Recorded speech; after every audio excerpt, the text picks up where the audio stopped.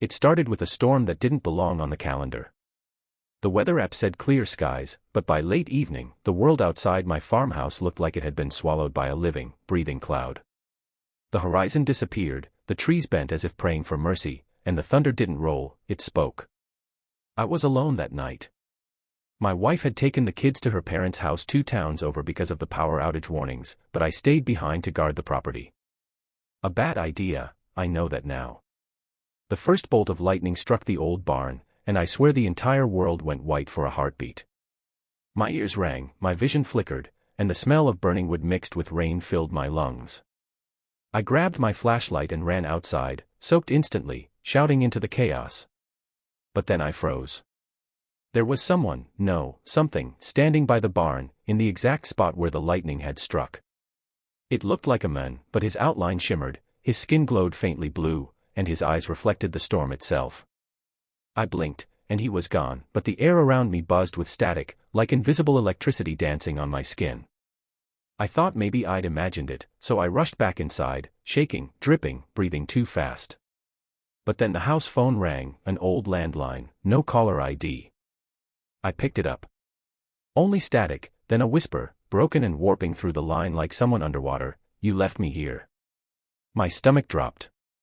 The voice, it sounded like my brother's. But he'd been dead for 8 years. Lightning claimed him too, right behind that same barn.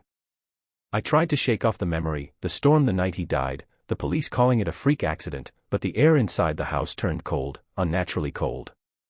Every bulb flickered, one by one, until I stood in darkness again, save for the strobes of lightning flashing through the windows. I looked out and saw movement, not one figure, but 3, 4, maybe 5, standing motionless in the field. Their outlines flickered in sync with the lightning, like living shadows of electricity. I shouted into the storm, half crazed, half terrified, "Who's out there?" But the thunder replied, not my voice. It echoed my words back, distorted, "Who's out there?" The figures started moving, closer, their bodies invisible except when lightning flashed. My breath came in gasps. I slammed the door shut, bolted it, and backed away, heart pounding. That's when the power came back on for a second, just long enough for the radio in the living room to switch itself on. Through the static, a voice whispered, "He's inside now." I turned slowly toward the hallway mirror. And there, reflected behind me, stood that glowing figure again, face burnt, clothes torn, eyes white as lightning itself. My brother. He mouthed the words, "You left me." I dropped the flashlight, stumbled backward, and hit the floor. The lights exploded. Every bulb burst with a pop like gunfire.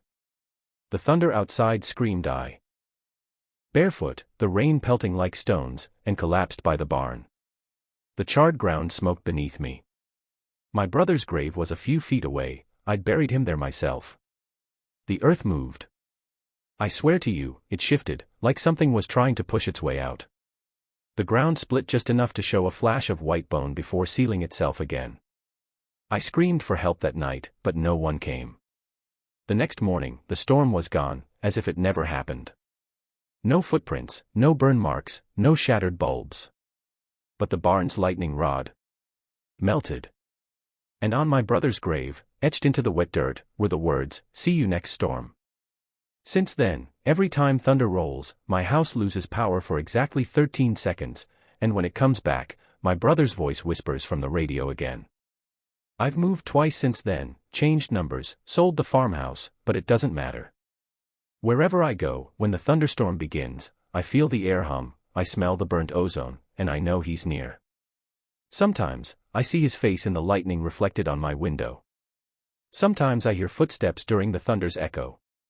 And sometimes, I swear, I see his silhouette smiling in the flash, waiting. So, if you ever hear your name whispered during a thunderstorm, don't answer. Lightning remembers. And sometimes, it comes looking for what it left unfinished.